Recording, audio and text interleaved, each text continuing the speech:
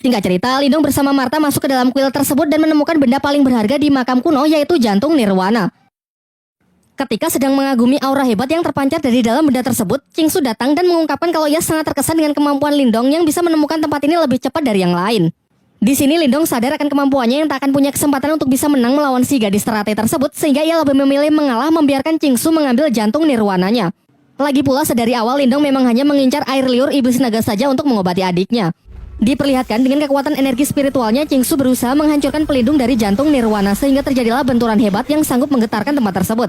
Sesaat setelah berhasil melabur jantung nirwana, Qingsu segera menyerapnya untuk memulai proses penyatuan ke dalam dirinya.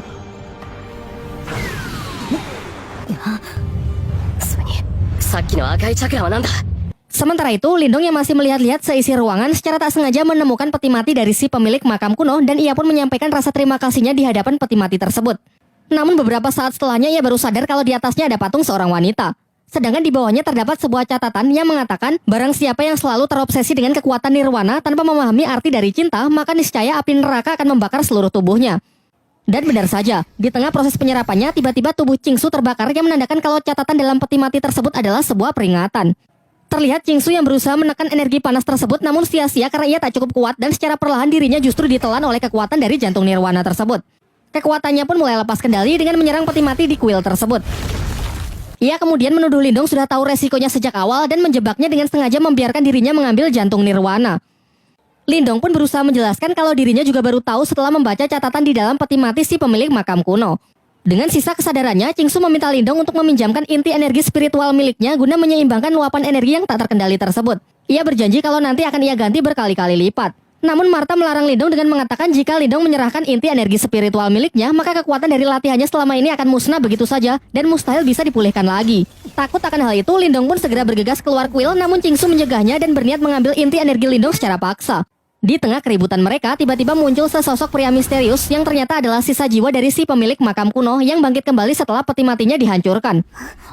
Pada awalnya si pemilik makam kuno mengira kalau Qingsu dan Lindong adalah pasangan kekasih. Namun mereka langsung menepisnya dengan mengatakan kalau mereka baru saja bertemu. Ternyata jawaban itu membuat si pemilik makam murka dan menekan Qingsu yang nampak ingin membunuh serta mengambil kembali jantung nirwananya. Dari sini diketahui kalau kekuatan jantung nirwana hanya bisa diserap oleh pasangan kekasih saja. Tanpa ikatan tersebut, siapa saja yang mencoba memilikinya pantas mati. Martha yang menyadari kalau orang di hadapannya sangat kuat segera menyuruh Lindong mengambil kesempatan ini untuk melarikan diri.